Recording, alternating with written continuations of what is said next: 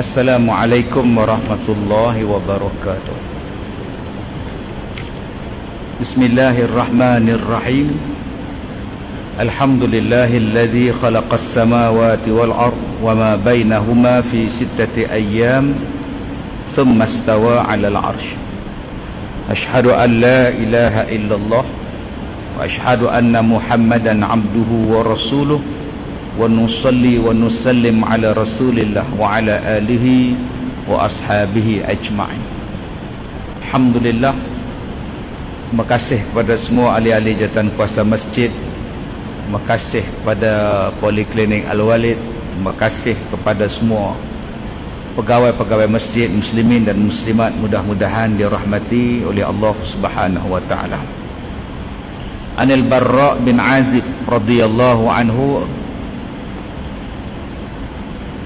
qala anna awwala ma nabda' bihi fi yawmina hadha an nusalliya thumma narji'a fananhara man fa'alahu faqad asaba sundana wa man dhabaha qablu fa innama huwa lahmun qaddamahu li ahlihi laysa minan nusuk fi syai'.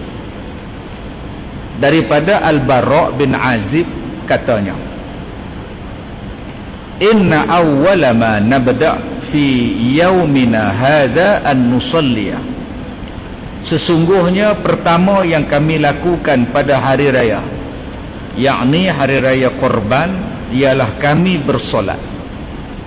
Thumma narji'a fananhara, kemudian kami pulang dan berkorban. Man fa'alahu faqad asaba sunnatana, dan siapa yang melakukannya maka ia berbetulan dengan sunnah kami. Wa man dzabaha qablu fa innama huwa lahmun, dan siapa yang menyembelih sebelum itu maka ia hanyalah daging. Qaddamahu li ahlihi, yang diberikan kepada keluarganya. Laisa minan nusuk, dan dia tidak termasuk daripada ibadat fi syai', dalam ibadat korban sedikit pun. Muslimin dan muslimat yang dirahmati Allah, hadis yang kita baca ini ialah hadis sahih daripada Nabi sallallahu alaihi wasallam. Kata Al-Barra bin Azib, Al-Barra bin Azib di antara sahabat Nabi yang mula menyertai peperangan bersama dengan Nabi sallallahu alaihi wasallam dalam peperangan Uhud. Sebab dalam peperangan Badar, Al-Barra bin Azib masih lagi muda. Maka Nabi muda ni, anak muda lagi, tak dibenarkan perang. Bila sampai peperangan Uhud, umurnya dah meningkat, dah boleh menyertai peperangan, dan dia pun memulailah peperangan bersama dengan Nabi sallallahu alaihi wasallam, bermula daripada peperangan Uhud. Orang yang satu lagi yang muda yang Nabi kata tak usah perang lagi, di antaranya ialah Abdullah bin Umar radhiyallahu anhu. Bila nak masuk dalam peperangan Uhud, Nabi kata muda lagi 14 tahun. Tapi bila masuk peperangan Khandaq, dia dah melepasi umurnya. Maka Abdullah bin Umar menyertai peperangan beserta dengan Nabi sallallahu alaihi wasallam, dan Al-Barra bin Azib menyertai peperangan jihad bersama dengan Nabi sebanyak 14 kali, dan bermusafir bersama dengan Nabi sallallahu alaihi wasallam sebanyak 18 kali. Dan Al-Barra bin Azib meninggal pada tahun 72 Hijri. Tuan-tuan yang saya muliakan, dalam hadis ini Nabi sallallahu alaihi wasallam, dalam hadis ini diceritakan tentang semayang, tentang korban di zaman Nabi sallallahu alaihi wasallam.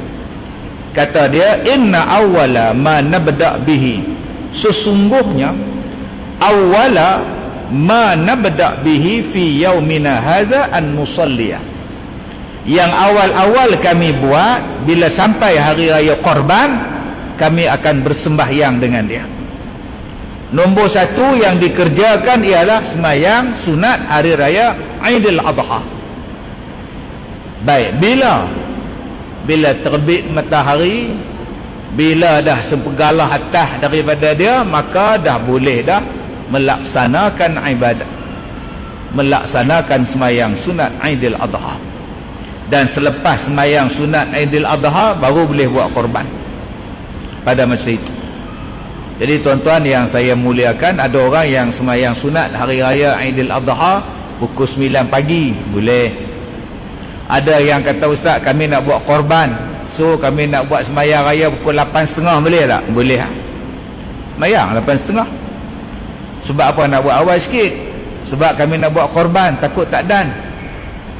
Buat, silakan. Ustaz, kalau kami buat korban subuh, kami ada kilang, ada ladang, kami buat korban, sembelih korban hari raya yang pertama tu sebelum subuh, ustaz, itu bukan dikira sebagai korban, itu daging biasa. Dia nak buat korban lepas hang semayang raya, api buat korban. Kata dia, yang pertama sekali kami buat ialah sembahyang. Lepas sembahyang apa kami buat? Thumma narja'a, kemudian kami balik ke rumah. Dan bila balik ke rumah kami buat apa? Fananhara, kami sembelih korban. Baik, satu, semayang berjamaah sunat. Di mana? Di Padang. Nabi Muhammad semayang hari raya di Padang, open. Sebab orang perempuan boleh datang, anak dara boleh datang, janda boleh datang, main dengar khutbah. Itu yang buat di luar. Habis itu ustaz, kita yang buat di masjid, hak kita semayang raya fitri, raya adha, semua buat dalam masjid, dalam surau, mai ke mana ustaz? Nabi semayang raya di luar, kita semayang raya dalam. Kalau ikut setengah ustaz, bid'ah, bid'ah selalu. Ikut ustaz-ustaz muda hari ni, bid'ah. Tuan-tuan, kalau saya kata bid'ah, tuan-tuan semayang raya dalam masjid, tuan-tuan kata apa? Diam. Hak tahlil buh bid'ah, telkin buh bid'ah, kunut besok pagi bid'ah, baca yasin malam ni bid'ah. Mai semayang raya, Nabi mana ada buat semayang raya dalam masjid? Kenapa tak buh bid'ah? Pasal hang buat. Pasal hang buat, maka tak buh bid'ah. Hukum dia harus sembahyang hari raya di mana-mana saja. Di padang ke, dalam dewan ke, dalam masjid ke, hukum dia harus. Tambah kita ni pula cuaca di Malaysia ni, sat hujan, sat panas, sat ribut, sat hujan, maka boleh semayang dalam masjid. Tak jadi bid'ah. Okey Ustaz, kalau saya nak semayang di padang boleh tak? Buat. Tak ada larangan, silakan. Kalau saya nak semayang dalam masjid boleh Ustaz? Boleh, silakan. Kalau saya nak semayang raya di rumah boleh Ustaz? Silakan. Sebab ada orang yang semayang raya di rumah, dia tak larat pergi masjid, gaut, semayang di rumah, silakan. Sebab tu saya kata tadi, semayang sunat air raya itu buatlah di mana pun, tapi Nabi buat di padang. Jadi kalau kita tak ikut Nabi, adakah jatuh bid'ah Ustaz? Tak, sebab tidak ada hadis yang melarang semayang di tempat lain. Yang hanya suruh semayang di padang saja, tak ada hadis tu. Semayanglah. Sebab itu jangan cepat kita membid'ahkan. Dia kata kalau Nabi buat, kita buat. Kalau Nabi tak buat, kita tak buat. Oh, kalau macam tu, tak usah masuk pertandingan berkuda, tak usah belajar berenang. Nabi Muhammad mana pernah berenang. Tapi ada yang kita duk baca, sukan yang digalakkan, riadah yang disuruh digalakkan, berkuda, memanah, berenang. Nabi berenang sungai mana? Laut mana? Jadi yang kita duk berenang tu Nabi buat ke tak? Tak, tu bid'ah. Jangan kata bid'ah Ustaz. Sebab tu jangan hang cepat-cepat membid'ahkan benda lain. Belapang dada adalah benda khilafiah. Begitu juga belapang dada dalam bab sembahyang hari raya, baik di padang, baik di luar masjid, baik di dalam masjid, dalam surau dan sebagainya, silakan. Kemudian kata, selepas kami sembahyang hari raya, apa kami buat? Kami balik. Narji'ah, kami balik. Balik ke mana? Balik ke rumah. Apa buat? Fananhara, maka kami buat korban. Buat korban di mana? Di rumah. Kita pula buat korban di masjid. Lepas sembahyang raya, sedia nasi lemak ke, nasi bungkuih ke, nyerok dulu, lepas tu kita buat korban. Mana ada balik. Dan kita buat korban di perkarangan masjid. Nabi buat korban di rumah. Oh tu ustaz, kita nak kata bid'ah dah ustaz. Oh ya, kalau ikut ustaz sekarang bid'ah saja, bid'ah lagi. Sebab tu jangan cepat kata bid'ah. Nak buat korban ni di mana pun boleh. Di masjid boleh, di mesura boleh, di rumah boleh, belakang rumah pun boleh. Ustaz, kalau buat atas rumah, sila. Kalau nak buat atas bumbung, belakang boleh, bawah boleh, atas boleh, dipersilakan. Jadi tuan-tuan yang saya hormati, luahnya ajaran kita, dia bukan sempit. Sekali ada pula orang kata, ni hampa buat korban di masjid ni, Nabi tak buat. Nabi buat di rumah, pakat berambat balik pula. Dia tak tahu juga hak Nabi balik di rumah tu, dia Nabi sembelih korban. Nabi korban dan Nabi sembelih binatang dia. Kita hari ni bila korban suruh tu imam sembelih, bid'ah. Nabi tak suruh, bid'ah lagi. Sebab tu saya kata jangan cepat membid'ahkan orang. Nabi sembelih korban, banyak binatang korban yang Nabi buat. Bila Nabi tak habis nak buat, Nabi panggil Sayyidina Ali, hang sambung pula. Yang menyambung sembelihnya Sayyidina Ali. Dan Nabi korban bukan seekor kambing, bukan seekor unta, berpuluh unta. Buka lah hadis, ada yang kata sampai 60 ekor sekali korban Nabi buat. Kita seekor, bid'ah lagi. Nabi buat 60, pasal apa hang buat seekor? Ah, sudah, bid'ah lagi. Sebab tu saya kata lagi ulang, jangan cepat membid'ahkan orang. Hang kalau betul-betul nak ikut hak Nabi, tu ni ikut dia. Tahun ni pun hang tak masuk korban. Nabi tiap-tiap tahun korban, hang pula tiap-tiap tahun tak korban, lagi bid'ah kan. Jadi saya nak ajak pada tuan-tuan, tolonglah berlapang dada dalam bab agama kita. Benda yang harus, benda yang sunat, benda yang boleh, lapang elok. Melainkan pada benda yang betul-betul dah haram, yang itu tegas, supaya masyarakat tidak berpecah belah. Maka balik rumah, apa kami buat? Kami sembelih korban. Man fa'alahu faqad asaba sunnatana. Siapa yang buat macam tu kata Nabi, maka dia adalah daripada sunnah kami. Wa man dzabaha qablu fa innama huwa lahmun qaddamahu li ahli. Siapa-siapa yang sembelih korban awal daripada waktu itu, maka dia hanyalah daging yang biasa diberikan makan kepada keluarganya. Laisa min laisa minan nusuk fi syai'.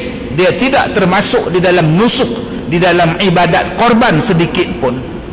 Maka orang yang buat korban sebelum daripada masa dia, maka dia tak dikira sebagai korban sedikit pun. Dia hanya dikira sebagai memberi makan biasa. Dia hanya dikira bersedekah biasa. Jadi tuan-tuan yang saya muliakan, bila kita sebut tentang korban, ada masanya. Bila sebut tentang korban, ada jenis binatangnya. Sebab ada orang yang tanya, Ustaz, boleh ada saya korban rusa, pelanduk? Saya kata tak boleh lah bang, dia tak dimasuk binatang ternak. Dia kata apa pula, rusa hari ni orang ternak tak? Rusa, pelanduk, orang ternak kat Sungai Siput tu, orang ternak dekat rusa, dekat Sungkai, orang ternak rusa. Saya kata abang, dekat Sungkai tu, sebelah ladang rusa tu, ladang rimau pun orang ternak tak? Apa tak korban rimau? Kalau nak kira ternak, boya pun orang ternak, kaki empat tak? Habis sebelah boya. Dia guna otak dia. Sekarang ni Ustaz, korban apa nama rusa, pelanduk ke, kijang ke, orang dah ternak, dia tak dipanggil al-an'am, dia kena binatang ternak. Dia guna kepala otak dia. Lah ni orang ternak rusa, Daging rusa boleh kita beli dah. Dia bukan binatang ternak. Faham tak? Tak usah faham dah. Lah rusa dah diternak. Tak, saya faham, abang yang tak faham.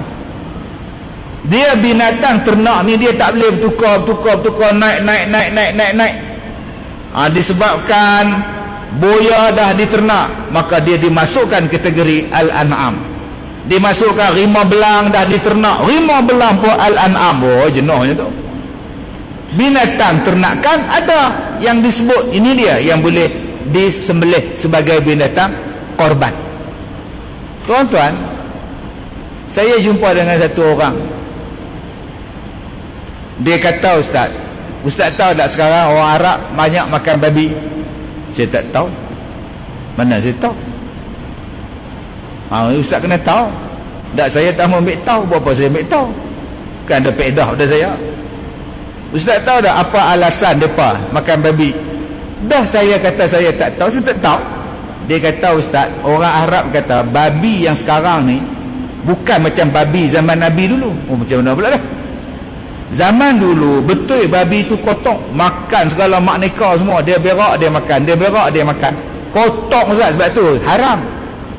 Habis tu hak babila ni, Ustaz, bersih lah. Oh, dia ternak pun dalam ekor, bagi makan bedak, nugget semua makan tak. Oh, jadi babi tu tak macam dulu dah. Dulu betul kotor. Oh, ada tuan. Jenis nak makan babi ni, dia cari jalan macam mana nak pergi halal. Punya banyak binatang lagi tak mau, babi juga anak. Saya kata tak sah lagu tu. Dia kaedah dia, abang, ada orang minum arak sebotol pun tak mabuk, 2 botol pun tak mabuk. Ada orang minum setengah pun dia babuk dah. Kalau banyak memabukkan, sikit pun haram enggak, bang? Dia bukan kata yang haram tu, Ustaz, bila mabuk. Kalau tak mabuk tak haram. Mana boleh kaedah macam itu? Al-halal bayyin wal haramul bayyin. Yang halal jelas, yang haram jelas. Sebab tu tuan-tuan, saya seronok bila datang ke masjid tuan-tuan ni. Pasal apa saya seronok? Pasal majlis ilmu banyak. Yang mengajak pula tok-tok guru semua, tuan syekh semua. Allah, untung orang Bandar Laguna ni. Untung orang Andalusia ni. Rugi kalau kita tak ambil ilmu banyak. Tiap-tiap malam kuliah, tiap-tiap malam kuliah. Allahu Akbar, syukur tuan-tuan. Sebab di luar sana ramai orang yang tak erti. Dia nak buat korban tapi dia tak erti. Ustaz, saya nak buat korban. Untuk siapa ya? Untuk saya, isteri saya, anak 2 orang. 4 orang lah. Dah ada lagi 3. Siapa lagi 3? Arwah mak, arwah pak, arwah tok. Mati mereka ni kan? Mati dah tu, nak buat kat mereka lah. Hak dia, hak orang mati dia buat lagi. Pasal apa nak buat? Buat tu orang hidup sudah lah. Dah Ustaz, takkan tak boleh buat kot, kita ingat kat mereka. Nampak? Nak buat korban, Tuan Haji, ya, saya nak minta Tuan Haji bagi pihak masjid, tolonglah Tuan Haji sembelih. Kami ada 15 ekor lembu tahun ini. Jadi tukang sembelih kita, Haji Mat, dia pergi haji. Jadi tak ada siapa nak sembelih. Jadi kami nak booking haji dululah. Jadi macam mana nak kira haji? Saya tak ada kira apa. Apa panggil saya pergi. Cuma saya nak satu je lah, upah saya tak mau. Upah duit apa saya tak mau. Kalau hampa nak bagi upah agak, saya minta 15 ekor kepala lembu tu saya nak. Itulah upah saya. Pasal hampa kan reti makan kepala lembu pun.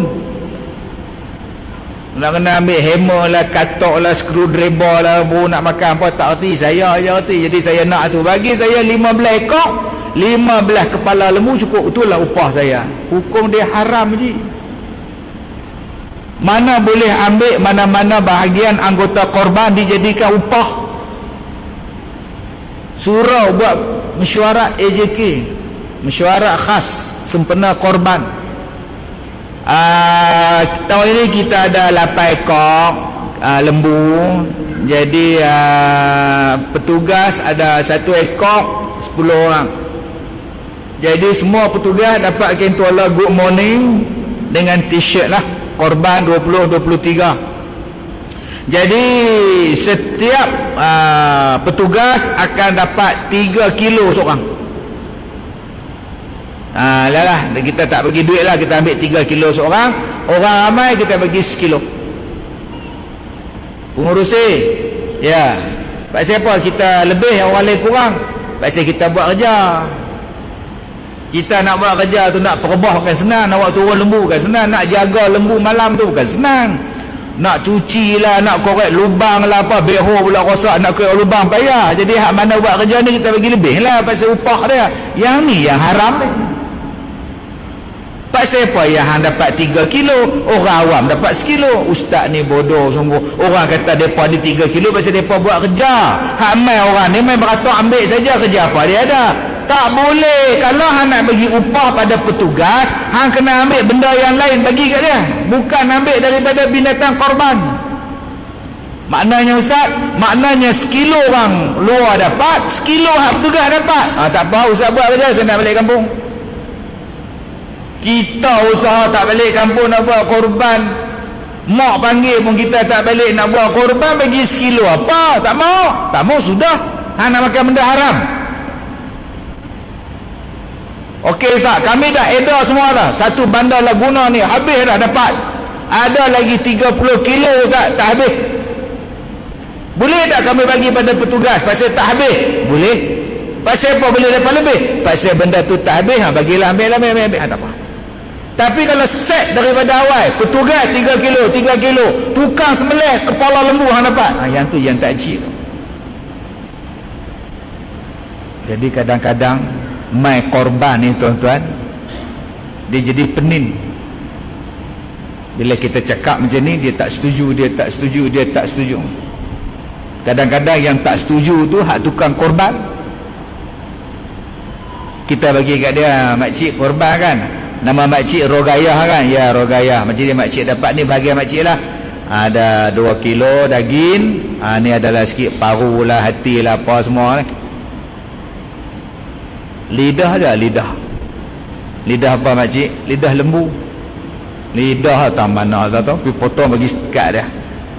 Ekor pula dah, pergi potong bagi kat dia. Telur pun nak tu, minimat depan makcik beli telur. Makcik tak mau telur ayam, makcik nak telur lembu. Dia ambil sampai habis, tak bagi dekat dia, masuk Facebook. Bandar Laguna punya korban, aku korban dapat 1 kilo ya, apa punya AJK masjid, viral lah tu lah. Nama pun korban, nak mendekatkan diri pada Allah. Kalau kita dapat lebih, kita tengok ada orang balik ya, tak dapat daging ke, kupon ada, bila pi depa geleng tangan, bukan geleng bola, depa geleng tangan, daging habis, kupon dapat, daging habis. Tak apalah, ambil hak saya punya, ambil 1 kilo. Ustaz, kalau saya bagi 2 kilo kat dia, saya hak korban pula tak dapat. Sunat pada orang yang berkorban, makan daging korban dia. Jadi kalau saya bagi semua Ustaz, bagi tak Ustaz? Bagus, tapi lebih afdal hang simpan sikit untuk hang makan. Pasal sunat yang besar kepada orang yang buat korban, memakan daging korban dia. Sunat, bukan wajib. Kadang-kadang kita bergaduh pasal dapat sikit, tapi bila dia pergi haji, dia masuk korban, dia bagi dekat pegawai tabung haji, ni Ustaz, ni korban makcik, kau nak buat korban di Mekah, akad. Dia tak tengok pun lembu korban, dia tak tengok pun unta korban, dia tak makan pun daging korban, semelih pun tak nampak. Dia bagi ya dekat Ustaz tabung haji, pergi bagi kat orang Arab. Dia tak marah pula, dia tak kecil hati pula. Apalah tuan Arab, saya masuk 1 ekor lembu, mereka tak bagi dekat saya pun korban. Tak pula macam tu. Tapi bila balik ke kampung, dapat 2 kilo, 1 Malaysia dia canang. Apa punya masjid? Ini perangai setengah pada kita. Bukan orang sini lah, dari Afrika ni. Baik tuan-tuan yang saya muliakan, sebab itu kalau kita buat haji, kita ada kursus. Kalau kita baca Quran, ada kelas tajwid. Kalau kita nak puasa, kita masuk soal jawab puasa. Apa salahnya sebelum hari raya haji, Sebelum hari korban, panggil satu ustaz cerita bab korban. Satu hari kursus tentang korban. Kursus tentang korban, bukan penyembelihan, tentang korban saja. 1 tahun buat korban saya tugas saya malam jaga lembu. Ada 18 ekor. Saya jaga lembu. Pukul 2-3 pagi duduk jaga, ikut lembu berjalan, tak pun diperjalankan. Tiba-tiba lepas sembahyang isyak, ada satu makcik naik bersikal. Mai, ya kak, nak mana kak? Nak tengok lembu. Oh, kak korban kan besok? Tu korban. Saja nak tengok lembu kak. Kenapa? Takut dia tak kenal di akhirat nanti. Sudah entah. Dia takut lembu tu tak kenal muka dia. Pitala silat-silat dia pergi bercakap dengan lembu tu. Tengok betul-betul muka dia. Kok tak cam, lembu pun hanggut. Harap tu. Sebab tu saya kata, kita yang nak buat korban, kita yang menganjurkan korban, jom kita buat kursus. Ustaz, ya, anak saya buat korban, dia di KL tapi buat korban di masjid kami. So daging tu ustaz, daging tu sembelih di Bandar Laguna. So boleh tak saya pergi hantar dekat dia, pergi Kuala Lumpur? Sebab ada orang kata binatang korban, daging dia mesti duduk sini je, tak boleh lebih luar kariah tak boleh. Ada jenis tu. Ustaz, ya, saya dapat daging 4 kilo. Oi, haji abang kutip. Dah depa mai hantar, masjid tu hantar, surau tu hantar, bola MTM 4 kilo. Soalan dia ustaz, depa kata kena habiskan dalam tempoh 3 hari. Saya pula nak makan seketul daging pun gigi tak ada ustaz tu nak telan cara 3 kilo 4 kilo tu dalam tempoh tu. Siapa kata? Orang lah kata mesti habis dalam tempoh 3 hari. Kalau tak habis dosa. Pasal apa dosa pula? Dia kata korban kena habis 3 hari. Makan daging korban tu selagi mana daging tu masih elok, makan. Walaupun 6 bulan, walaupun 5 bulan, walaupun 6 bulan, kalau daging tu masih elok, makan. Bukan mesti tempoh 3 hari. Darah tinggi semua orang, penuh uat Sungai Petani. Orang yang ramai ni, 4 kilo belasah, yang tu pula 6 kilo belasah. Tu dia tuan-tuan, pusing hospital. Sebab itu saya kata tadi, kalau kita nak semayang kita ada kursus, nak umrah kita ada kursus, nak haji kita ada kursus. Bagi orang yang pertama kali nak buat korban, mai panggil dia kursus. Buka kitab tentang korban, supaya korban yang dia buat itu betul ada ilmu dia, betul cara dia. Baik, tuan-tuan yang saya hormati, yang pertama, pensyariatan solat hari raya Aidil Adha, di mana solat sunat hari raya Aidil Adha hendaklah dilaksanakan terlebih dahulu daripada korban, seperti mana yang menjadi sunnah bagi Nabi sallallahu alaihi wasallam. Ada di satu zaman seorang khalifah sembahyang sunat hari raya. Dia sembahyang sunat hari raya, dia baca khutbah dulu, lepas tu baru dia nak sembahyang sunat. Tengah dia baca khutbah tu, bangun satu orang. Dia kata Nabi tak pernah buat. Nabi tak pernah buat sembahyang raya khutbah dulu, lepas tu turun sembahyang. Tak, tu sembahyang Jumaat. Khalifah ni kata, kita sekarang ni berubah mengikut zaman. Kalau aku baca, aku sembahyang dulu, lepas tu baru nak khutbah, nanti orang balik. Tapi kalau aku khutbah dulu baru sembahyang, orang tak balik sebab orang nak tunggu sembahyang. Ni dia tuan-tuan. Macam zaman sekarang, sembahyang Jumaat khutbah dulu, orang tak balik. Mai sembahyang raya setengah masjid balik. Pas sembahyang Allahu Akbar, Allahu Akbar, habis sembahyang raya naik tu imam atas mimbar, setengah masjid balik. Pak siapa dia balik ustaz? Bangla. Dia bukan faham orang tu kata apa. Balik pokok tu pegang tangan balik. Dia pegang rajin pegang tangan berjalan ramai-ramai tuan dia. Ada orang marah. Hoi, balik pasal apa? Dengar balik. Sunat dengar khutbah. Dia pun tak mau dengar. Nak kata apa? Kesempurnaan sembahyang tu kurang.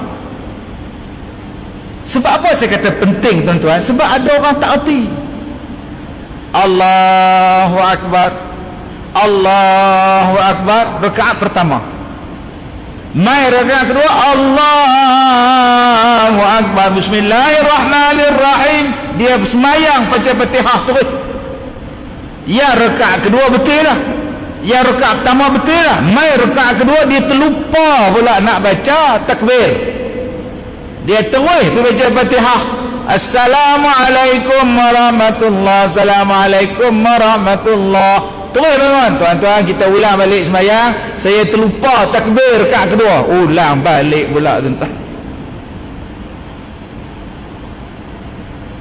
Itu satu hal yang tak cukup takbir. Allahu Akbar, Allahu Akbar. Rakaat pertama dia buat 5. Habis-habis sembahyang tu bila tegak imam baru 5. Lah, betul? Kita buat lain pula dah. Oh, sudah tuan. Dia tak perasan. Jadi kalau di surau tuan-tuan, di mana-mana tuan-tuan, kalau boleh kita buat kursus balik. Maklumlah setahun sekali kita cerita betul-betul, tanya betul-betul tentang bab korban, tentang bab sembahyang dan sebagainya, supaya apa yang kita buat itu menjadi betul. Baik, korban hukumnya sunat mengikut pendapat jumhur ulama yang masyhur. Abu Hanifah mazhab Hanafi berpendapat korban adalah wajib sekali dalam setahun bagi orang yang bermukim, sedangkan dua sahabatnya Abu Yusuf dan Muhammad mengatakan hukumnya adalah sunat. Lain punya pendapat ulama, semua mengatakan adalah sunat. Mengikut mazhab Syafi'i, sembelih korban bermula apabila tempoh selesainya 2 rakaat solat serta bacaan khutbah yang ringkas setelah naiknya matahari.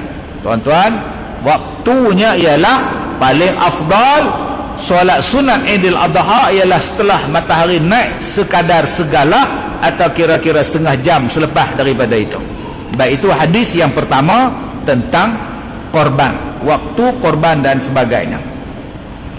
An Aisyah radhiyallahu anha anan Nabi sallallahu alaihi wasallam dakhala 'alaiha, bahawa sesungguhnya, kata Siti Aisyah, bahawa sesungguhnya Nabi sallallahu alaihi wasallam dakhala 'alaiha wa hadat bisarifin, Nabi masuk menemuinya sedangkan beliau pada masa itu didatangi haid ketika berada di Saraf, bisarafin, qabla an tadkhula Makkah wa hiya tabki, sebelum nak masuk kepada kota Mekah.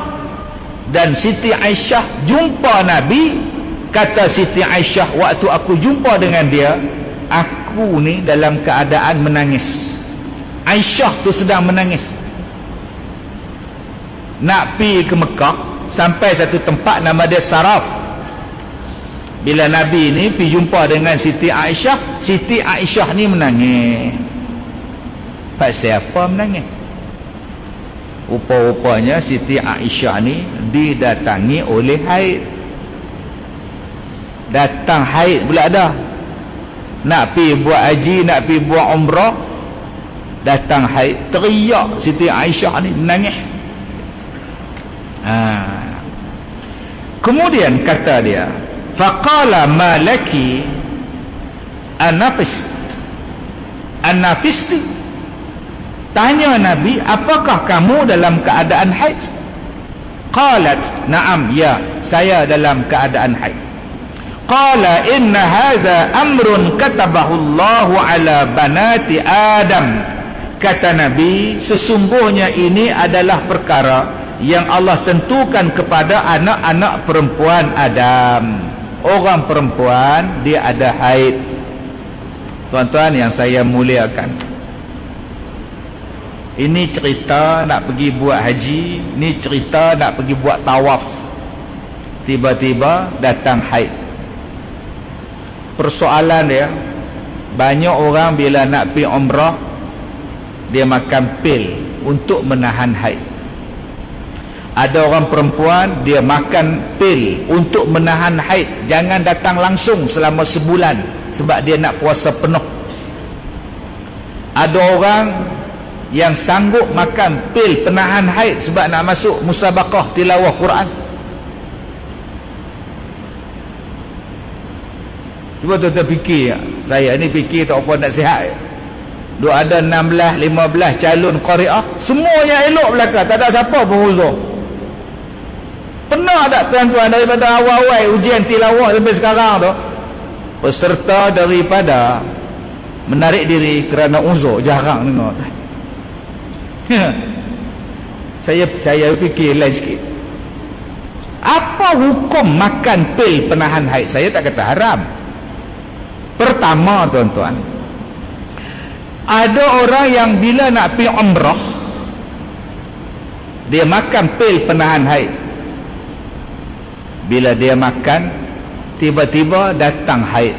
Tak banyak, titik, 2 titik, 3 titik.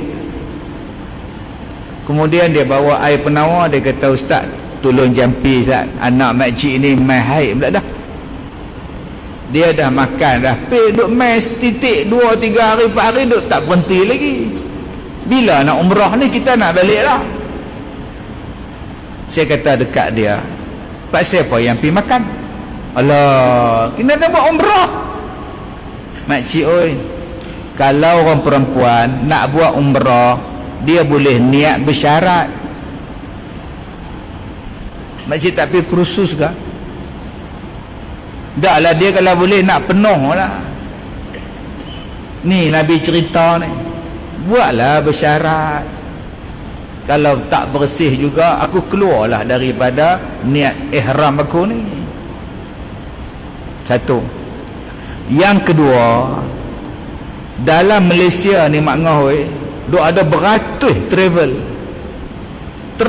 yang bawa orang pergi haji ke pergi umrah ni, beratus mak ngah. Bila beratus travel, beratus tarikh, mak ngah pilihlah satu tarikh yang tak kena dengan haid mak ngah. Kita boleh kira, abang nak pergi umrah tu, syarikat tu bila travel tu nak pergi, tarikh dia abang tengok 13 hari bulan. 13 sat cek nak kira tak? Lah abang kalau ikut kiraan bulan depan, cek mai 12 hari bulan. Kalau pi 13 abang mau 8 hari pula mai cuti, macam mana ni? Bukan kata travel abang, ni trouble abang. Kalau gitu kita ambil tarikh lain, ada 28 hari bulan. Itulah gunanya Allah Ta'ala, dia bagi semua benda ni tuan-tuan, dia ada kiraan dia.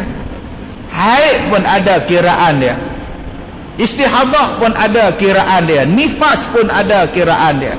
Dia bukan nak menyusahkan kita, tapi kita dengan sebab tak mau ambil satu pendekatan, kita yang menyusahkan diri kita.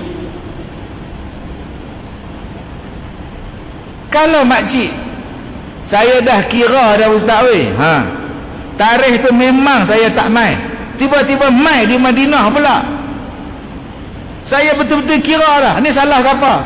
Bukan salah Allah makcik. Allah Ta'ala nak bagi hukum. Jadi makcik buatlah niat bersyarat. Okey ustaz, macam ni ustaz, saya duduk di Madinah, okey, saya nak pergi umrah lah di Mekah, saya nak masuk Mekah ni, okey. Jadi saya ada anak seorang dan saya pun ada haid. Ustaz faham lah, dengan haid lah, dengan anak lah. So macam ni ustaz. Jadi saya tak niat umrah, saya tak niat di miqat, saya pakai baju biasa. Bila saya masuk di Mekah, dah bersih apa semua, baru saya buat umrah. Jadi saya pun niat masuk gitu saja lah ustaz. Orang lain berhenti kat Bir Ali, saya minum air saja, tak ada tambah. Pasal apa? Saya malas nak buat umrah, anak kecil lah, payah lah ustaz. Jadi biar suami habis dia punya dulu umrah dia. Jadi bila dia habis umrah, dia jaga pula anak saya pula pergi turun buat umrah ustaz. Saya ni minat dekat dengan apa nama Tanaim. Kok kena niat di Bir Ali di Madinah. Tak usah faham dah. Faham. Saya anak kecil, saya tak dan, saya sibuk. Kalau saya pergi umrah sekali dengan laki saya, siapa nak gendong anak saya ni? Sebab tu biar dia pergi dulu. Saya tak niat pun tak apa lagi. Sekali dia dah habis umrah, saya pula pergi Tanaim naik teksi. Kemudian saya buatlah, dia pula bela anak saya. Kena niat situ. Tuan-tuan yang saya muliakan, saya ni jenis bodoh punya jawapan. Yang kau kata bawa anak kecil tu, Zebah, kau tak kesian ke kat budak tu? Umur 4 tahun duk berjalan, kau tak kesian ke dia? Orang Arab tinggi, Pakistan tinggi, Negro tinggi, dia budak 4 kaki tinggi 2 kaki setengah, jalanlah dengan keihram tu. Kau tak kesian ke dekat dia? Selagi pergi gendong dia pula, dia tak wajib pergi pergi tak suruh bawa. Saat lagi dia kencing, dia berak. Ustaz senang lah, ustaz tak ada anak kecil, pulang kat akak. Lain kali kalau beranak kecil kita suruh bawa, kesian kat budak. Kak tu sedut tengok orang Arab, budak merah dia usung dah. Budak tu usung merah, dia usung dah. Sabar sat dulu, kesian kat budak dah. Baik, jadi tuan-tuan yang saya muliakan, Nabi kata, wahai Aisyah, katabahullahu ala banati Adam, inna hadha amrun, sesungguhnya haid ini adalah satu keputusan, satu perintah daripada Allah, satu perkara daripada Allah yang termaktub, yang Allah bagi kepada banati Adam, anak-anak perempuan Bani Adam. Dia tak bagi kepada Bani Adam, anak lelaki. Dia bagi banat. Banat maknanya anak perempuan, orang perempuan. Jadi orang perempuan janganlah malu bila datang haid. Orang laki-laki janganlah bila perempuan datang haid kita pandang serong pada dia. Ada setengah orang, setengah agama, setengah bangsa, bila isteri dia haid, apa dia buat? Pindahkan tempat tidur. Haid belakang, kamu haid tidur kat dapur, kamu haid tidur kat bawah, jangan tidur dengan abang. Nanti bila dah bersih, mai tidur dengan abang. Itu bukan ajaran kita. Orang yang haid boleh tidur sekali, yang tak boleh berseronok-seronok. Di antara yang semua orang faham lah, duduk sebelah tak apa. Ada setengah bangsa, tuan-tuan, bila perempuan dia datang haid, masak tak boleh. Jangan masak, nanti basi. Jangan kau sentuh, nanti basi. Jangan kau buat ini, nanti kotor. Islam, isteri nak masak, orang haid nak masak, silakan. Dia bukannya satu benda yang malu pada orang perempuan. Sebab Nabi sebut, inna hadza amrun, ini adalah perkara katabahullahu ala banati Adam, yang Allah maktubkan pada orang perempuan. Sebab tu orang perempuan bila datang haid seronok. ABC, Allah bagi cuti, rehat. Tetapi kenapa yang Siti Aisyah menangis bila datang haid? Sedangkan kata Nabi, haid ini Allah Ta'ala bagi pada orang perempuan, tak payah menangislah. Faqdi ma yaqdil hajj ghaira an la tatufil baiti. Kata dia, maka hendaklah kamu lakukan sebagaimana dilakukan oleh orang yang mengerjakan haji, kecuali tidak boleh tawaf di Kaabah. Yang kamu tak buatnya ialah tawaf. Pasal kamu haid, kamu nak duduk di Mina, pergilah Nak di Arafah, buatlah. Nak sa'i, buatlah. Satu je. Tunggu sat dulu, tawaf. Maka falamma kunna bimina utitu bilahmil baqar faqultu ma hadha qalu dhahha Rasulullah sallallahu alaihi wasallam an azwajihi bil baqar.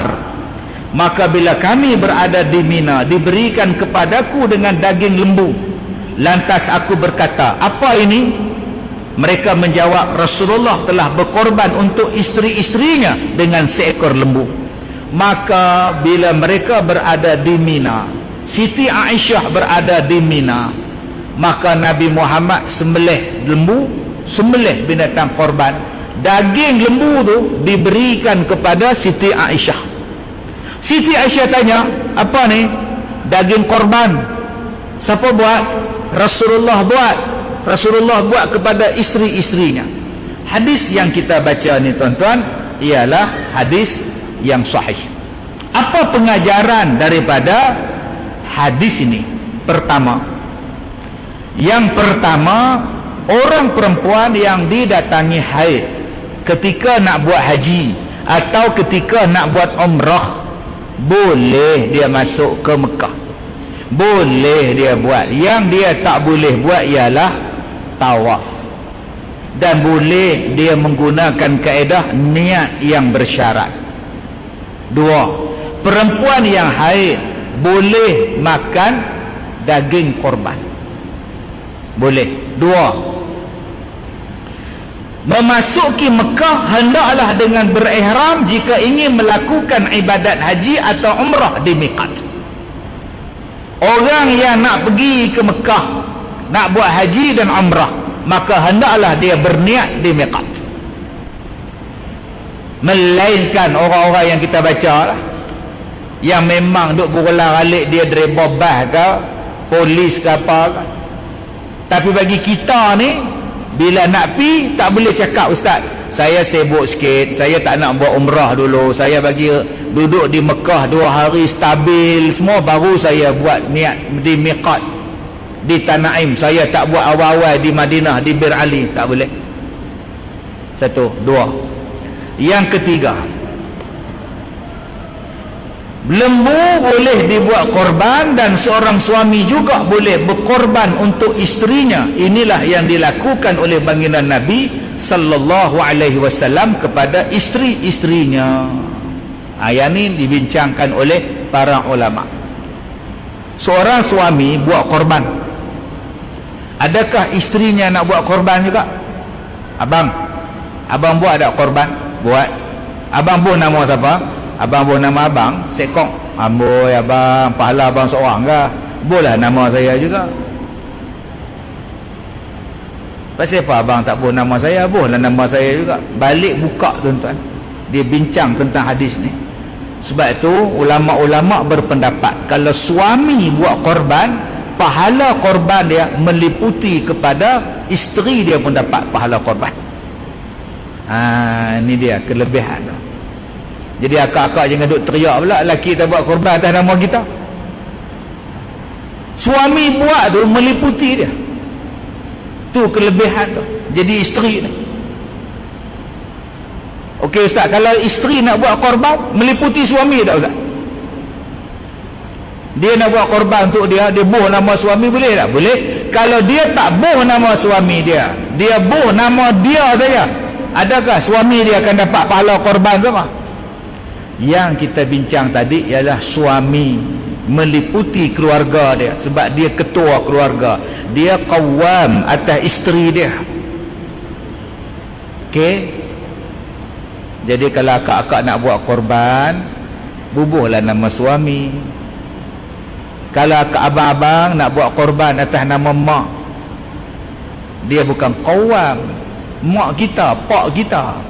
Jadi kalau kita nak bubuh atas nama mak, telefon mak, mak, saya nak buat korban untuk mak, saya nak buat korban untuk mak, boleh? Mak izinkan. Ayah, saya nak buat korban atas nama ayah, minta izin ayah, ayah izinkan. Maka kalau tuan-tuan nak buat korban untuk orang lain, minta izin di bawah. Ustaz Kazim, ya, saya nak buat korban. Buat. Tapi bukan untuk saya, untuk ustaz. Saya ambil seekor lembu, 3 saya berbahagian saya, 4 bahagian saya nak sedekah atas nama ustaz. Minta izin? Oh jangan. Bagi kat orang lain lah, tak apa. Buat kat orang lain, buat kat mak lagi. Mak dah buat atas nama mak lagi afdal. Dah. Mak lain cerita ni, saya memang niat nak sedekah kat ustaz ni. Minta izin, saya tak izinkan. Ambil sombongnya ustaz ni. Dia tak izin, tak payah buat. Kalau dia izin, silakan. Serupalah kita nak bayar zakat fitrah. Untuk imam, saya minta izin, saya nak bayarkan zakat fitrah untuk imam, duit saya nak bayar. Silakan, saya izinkan. Kalau imam tak bagi, tak apa, saya ada duit, saya nak pakai duit saya sendiri. Apalah imam, saya nak sedekah ni. Nak sedekah bagi je, zakat saya punya. Tak, saya nak bayar zakat, niat saya zakat. Imam faham tak? Faham, hang tak faham. 4 kali saya sebut. Saya faham, ustaz tak faham 4 kali saya sebut. Kena dapat izin dulu. Tapi untuk isteri tadi, suami buat korban, tak payah telefon. Leha. Abang buat korban ni. Abang buat korban atas nama hang. Saja nak. Izin noh? Izin noh? Okey, masih tak payah. Buat saja. Nabi ni dia buat kat Siti Aisyah dengan isteri-isteri dia. Aisyah pun tak tahu. Mai-mai dapat daging korban saja. Daging apa ni? Rasulullah buat korban untuk isteri-isterinya. Ni makan. Sebab itu tuan-tuan yang saya hormati, bila kita faham daripada hadis-hadis yang berkenaan dengan korban, hari raya Aidil Adha dan sebagainya, kadang-kadang banyak orang yang bila dia tak belajar, dia tak memahami kaedahnya. Ada yang kata tak boleh buat korban sebelah malam. Siang raya haji, malam siang tu hujan, lepas sembahyang hujan, tak boleh nak rebah lembu, tak boleh nak korban. Pengurusi umum kita buat belah malam. Apa hukum korban saat belah malam? Saya jawab, nak korban subuh pun boleh. Janji lepas sembahyang raya, buat hari raya kedua lepas subuh, boleh. Silakan. Tapi kalau hang buat sebelah malam, nampak ke pisau tu, nampak ke lembu tu hang nak korban, nampak ke hang nak lapak, nampak ke? Dia kata ustaz, lampu spotlight cerah tak, macam stadium bola tak? Tak apa. Ada. Kenapa hang buat belah malam? Lembu ni ustaz, kalau kita tunggu besok rasa tak dan. Pasal apa? Lokoi ustaz oi. Lembu tu dia turun hari raya korban tu, dia turun lori tu, turun dia duduk sampai lah tak bangun-bangun ustaz, duduk ustaz lah. Berapa ringgit? 4,200. Oh memang itu banyak jenis piano semua tu, tarik punya kreng tu, kalau jentik telinga pun tidur terus dah. Kalau kami tunggu besok ustaz, lembu ni mati ustaz. Itu yang kami buat malam ni juga. Tak apa, dengan syarat bukan malam raya yang pertama. Jangan malam raya pertama, besok nak sembahyang raya, malam tu tengok Din, tanya tu imam, awak lembu ni nampak lemah ni, aku rasa tak dan pukul 10 pagi esok nak sembelih, aku rasa 10 malam ni, innalillah ni. Tu imam turun naik Honda ES5. Tak apa, kita buat malam ni, kita niat malam ni, esok tak ada lembu ni rugi naik. Boleh ke buat korban belum raya, belum sembahyang gitu imam? Tuhan pun faham masalah kita. Dia ingat Tuhan tu pak saudara dia. Jaga-jaga ni tuan-tuan. Jadi tengok pasal apa buat belah malam, ada sebab apa. Kalau saja-saja tak maulah, bukan tak mau tu bukan haram, afdalnya siang lah, supaya kita dapat bagi orang ramai tengok, bagi tengok darah mengalir. Orang ramai tengok, orang perempuan tengok bila datang tu, orang korban datang, cerah. Tapi kalau sebelah malam tadi, disebabkan ada keuzuran ya, dipersilakan. Kalau tak ada uzur pun boleh, kalau semuanya ada kelengkapan dan sebagainya. Baik, yang terakhir tuan-tuan, sifat orang beriman. Apa dia? Siti Aisyah dah nak masuk Mekah, sampai satu tempat tiba-tiba datang haid, dan Nabi jumpa dia, dia menangis. Bukan dia menangis tu mengada-ngada, bukan. Dia menangis tu sebab dia haid. Dia faham dia tak boleh buat ibadat, dia sedih. Orang beriman kalau tak dapat buat ibadat, sedih, teriak. Ni yang kata orang beriman. Bila buat maksiat, takut dia, menyesal dia. Bila tak dapat buat ibadat, menangis dia sebab tak dapat pahala. Tuan-tuan, Siti Aisyah menangis sebab datang haid. Faham dia macam mana nak tawaf, macam mana nak buat haji, macam mana aku nak buat korban, macam mana ni. Seolah-olah haid ni tak boleh buat semua, dia menangis. Tu yang Nabi kata kat dia tu. Baik, yang pertama,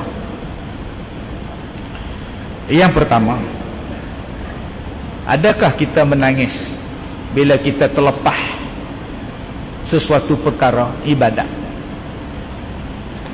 Contohnya korban. Habis gitu habis hari tasyrik tak ada korban dah. Berapa ramai yang menangis? Aku tak ada pahala dengan sebab raya tahun ni, aku tak buat korban. Relax. Yang dia menangis sebab terlepas tiket konsert, teriak sungguh. Yang dia terlepas bah, dia teriak. Hilang handphone, teriak. Hilang kereta, teriak. Tapi hilang pahala, tak teriak. Masa bila hilang pahala? Mengumpat. Pahala kita dapat kat dia. Memfitnah, pahala kita dapat kat dia. Mengadu domba, pahala kita pergi bagi kat dia. Ni nama dia dosa lidah. Berapa ramai yang menangis? Nangis. Ustaz, saya mengumpatlah hati, saya tak mengumpat di mulut. Dia kata dalam hati tak apa tak, bukan dengar. Mulut betul. Tuan-tuan duk mengumpat. Ustaz mana main ceramah dengan baju batik dia hitam putih merah, main mana? Tu nama dia mengumpat. Ada setengah orang mengumpat, seorang lagi tak mengumpat. Mana punya ustaz ni, pukul 9-10 minit tak berhenti lagi, bodoh betul. Tak sembahyang isyak ke orang tua ni? Hak sebelah tu tak kata apa, hak sebelah tu tahu. Jenis payah. Dia tu ya, dua-dua mengumpat. Hak nombor 3 tak kata apa, dengar aja, dihangguk je. 3-3 mengumpat. Pahala hak kita sembahyang tu free daripada orang. Yang kedua, mengumpat dalam hati. Mengumpat dalam hati ada beberapa jenis. Pertama, nama dia lintasan. Kita tengok satu orang, muka dia macam cerita Bukit Kepung, Komeneh hati trompet. Muka kita kata Allah, Allah, Allahu Akbar, Allah, muka dia lintasan, automatik tak kata. Tuan-tuan pernah tengok ada orang ni, pak muka tangan habis ni, nek ni. Kita pula semayang sebelah dia, habis semayang dia salah kita, nek bulu rumah kita ni. Lah, tuan-tuan terkejut, Allah, apa hal dia ni? Itu dimaafkan sebab spontan. Tetapi kalau dalam hati pun, nyusahkan orang berapa, tuan-tuan duk layan dalam hati, iaitu mengumpat. Sama dia dengan mengumpat lidah yang berbunyi, walaupun tak berbunyi, hanya dalam hati. Yang dimaafkan tu lintasan. Pi tengok orang hitam, Allah. Pi tengok orang rendah pula, kemetok je, kemetok je, spontan. Yang tu lain. Yang tak dimaafkan ni tuan-tuan, Tak padan dengan pendek. Cakap banyak pula aku sepak lagi. Dalam hati itu mumpat nama dia. Okey. 2. Sifat orang beriman menangis bila terlepas buat ibadat. Yang tadi menangis sebab pahala hilang. Yang ni pula terlepas pasal buat ibadat. Aisyah menangis sebab datang haid. Bukan dia sedih haid tu mai. Dia sedih sebab terlepas. Tu yang Nabi pujuk dia. Haid itu berlaku pada orang perempuan. Yas'alunaka 'anil mahid qul huwa adzan fa'tazilun nisa' fil mahid. Biasa tu. Tetapi orang perempuan walaupun dia datang uzur, dia tak boleh semayang, dia boleh dapat pahala kok lain. Pahala mendengar majlis ilmu, dapat pahala. Walaupun dia tak duduk dalam masjid, dia duduk di luar. Sebab tu ada setengah masjid disediakan dewan di luar, ada CCTV, ada skrin, ada kamera, ada aircon. Perempuan yang uzur, yang bawa anak boleh dengar ceramah. Dia bagi pada orang perempuan untuk dengar kuliah. Sekarang tak payah buat dah. Sebab sekarang orang dengar kuliah melalui kamera 1, 2, 3, 4, 5, 6. Duduk di dapur pun mak ngah leha boleh dengar. Kak Nak uzur tak datang masjid dah, dengar atas katil dia, dapat pahala walaupun Kak Leha uzur. Tak payah datang, tak apa dah masjid. Pasal apa? Depa buat live. Bukan kata Kak Leha tak datang masjid, dengan suami Kak Leha pun tak main masjid. Abang tak pergi masjid ke dengan kuliah? Tak payah, FB live ada, nampak lah. Yang mana faham, tak faham, sudah tak. Ada bagus depa buat live, tapi ada juga tak apa nak bagus. Tak lama lagi tuan-tuan sembahyang jemaah pun di rumah, abang tak pergi masjid. Tak apa, meletak tu imam depan dah. Allahu akbar, dia pun Allah sekali ni, moden ustaz. Yang ketiga, tentang orang perempuan tadi ni, saya sebut tadi, dia boleh dapat pahala berzikir, dia boleh dapat pahala orang baca Quran, dia dengar, dia boleh dapat pahala suami dia nak pergi masjid, dia sediakan baju, sediakan piah, sediakan plekat, macam-macam dia boleh dapat pahala. Jadi jangan kata bahawa bila kita ni, bila orang perempuan datang haid, pahala hang kurang banyak lah. Jangan, dia boleh dapat pahala kot lain juga. Dan yang terakhir tuan-tuan yang saya hormati, bila sebut tentang korban, buatlah korban. Kalau tak boleh seekor, buat sebahagian. Ustaz, antara satu bahagian lembu, okey, dengan seekor kambing, mana besar fadilat dia Ustaz?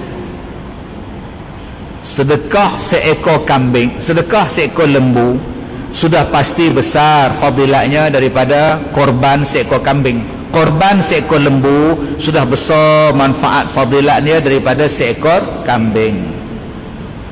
Sedekah korban seekor kambing sudah pastilah besar fadilatnya daripada satu bahagian lembu. Itu kaedah dia gitu. Kalau nak ambil kambing, kalau nak ambil lembu, besar fadilat dia daripada seekor kambing. Kalau abang ambil seekor kambing abang seorang, lagi besar fadilatnya daripada abang kongsi seekor lembu 7 bahagian, satu bahagian abang ambil. Jadi kalau saya tak mampu Ustaz, satu bahagian saya tak mampu, 800 setengah. Nak ambil seekor lembu pun saya tak mampu, 1500. Kalau gitu apa yang abang mampu? Apa yang abang mampu? Yang saya mampu Ustaz, RM20 saya nak sedekah pada pihak masjid. Kok mereka nak buat kenduri, kok mereka nak bayar upah kepada tukang sembelih. Boleh tak Ustaz? Boleh. Ambil RM20, jumpa bendahari, Tuan Haji, saya tak masuk korban sebab saya tak ada duit. Ni RM20, kalau Tuan Haji nak beli apa-apa ke, nak upah tukang sembelih ni, boleh pakai duit ni, maka harus ambil dia. Harus ambil dia. Okey. Jadi kalau Ustaz, kalau saya tak mau bagi duit macam tu, saya nak beli barang Ustaz, beli kopi ke, beli susu ke apa ke, untuk buat kenduri hari tu, boleh dapat pahala. Tapi adakah dapat pahala macam besar macam orang korban? Tak. Abang dapat pahala bersedekah. Nabi kata ifsya'us salam, sebarkan salam. 2, Nabi kata wa it'amut ta'am, bagi orang makan. Nombor 3, wasilul arham. Nombor 4, Nabi kata wasallu bil laili wan nasu niyamun. Yang 4, kau sembahyang malam waktu orang lain tidur, insya-Allah mudah-mudahan engkau beroleh syurga. Jadi salah satunya ialah memberi orang makan.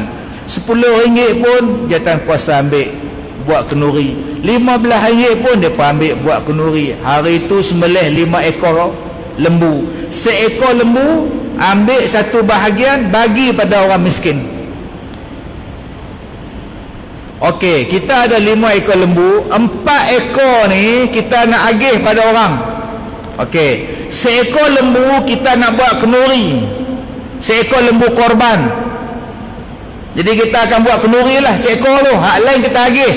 Bang, boleh abang masak kenduri, tapi sunat yang afdal ialah bagi mentah. Tak, Ustaz faham tak? Faham. Kami nak buat kenduri, nak masak gulai kawah, Ustaz. Boleh, harus. Tadi Ustaz kata, saya kata daging korban ini afdal bagi mentah, supaya orang yang dapat daging korban, dia tahulah dia nak buat apa. Dia nak simpan buat serunding ke, boleh tahan 6 bulan. Dia nak simpan dalam peti air ke, boleh tahan 6 bulan. Dia nak masak kurma ke, tak pun dia orang miskin. Dia orang miskin, dia tak ada duit. Papa kedana dapat 10 kilo, nak buat apa ni? Dia pergi kedai tom yam, dia pergi bagi. Saya ada 10 kilo daging korban, saya orang miskin, saya jual ke hampa. Hampa nak beli berapa? Tak apa. Ustaz, bukan tak boleh jual ke daging korban? Daging korban tak boleh jual, tapi kalau dah dapat pada dia, dapat pada kita, kita ni pula miskin, ambillah harga sekilo RM40, bagi 20 sudah, aku nak pakai duit. Tak apa, pasal dia miskin. Yang tak bolehnya, siapa yang sembelih daging korban, timbang sekilo 20, sekilo 20, sekilo 20. Yang tu yang salah. Tu yang salah. Sebab ada orang yang dapat daging korban, dia miskin, dapat 10 kilo. Nak buat apa? Dia dah pergi pun tak ada. Takkan nak bakar macam daging tu. Harus pada dia untuk jual lah pada orang. Okey Ustaz, ni besok Jumaat, ya. Jadi saya dah agak lah benda hari masjid akan umum. Dia umum apa? Kita ada lembu yang terakhir 15, yang ke-15. Setakat ni lembu yang terakhir ada 3 je panggu yang orang ambil, 4 lagi kosong. Jadi siapa yang nak masuk 4 boleh bagi nama pada saya lah, kita tutup lah. Ni Jumaat terakhir ni sebelum raya. Seorang pun tak datang Ustaz, nak ambil 4 bahagian kosong. So boleh tak saya pergi jumpa tu imam tadi, bendahari tadi, 4 bahagian tu aku ambil. Ambil bagus. Tak, saya bukan nak buat korban lah, nak buat apa pula? Saja masuk. Saja saya masuk sebab nak bagi cukup 4 bahagian lagi. Tapi abang tak niat korban. Tak niat korban Ustaz, saya meniaga tom yam. Habis tu dia timbang berapa kilo, bagi 7, saya nak 4 tu sebab saya meniaga. Boleh tak Ustaz? Saya masuk sebab saya ni ada kedai tom yam. Saya masuk supaya lengkaplah lembu tadi jadi 7 bahagian. Bolehlah mereka buat korban Ustaz. Jadi 4 bahagian hak saya punya, saya tak bagilah korban. Saya suruh mereka timbang, tolak apa semua, adil.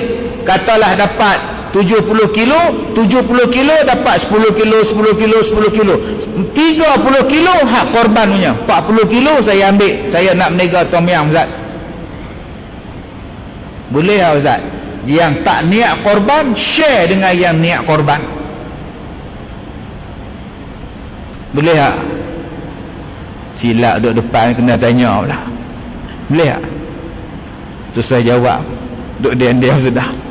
Boleh tak tuan-tuan? Jawapan dia, tuan-tuan jemput saya ceramah lagi 33 tahun. Nanti saya bagi jawapan tuan-tuan. Baik, sekadar itu saja. Mudah-mudahan Allah bagi manfaat kepada kita. kesimpulan kuliah kita malam ni, berlapang dadalah dalam menuntut ilmu, di dalam mengajar, berlapang dadalah bila menyampaikan hujah dan sebagainya, sebab masing-masing ada pendapat.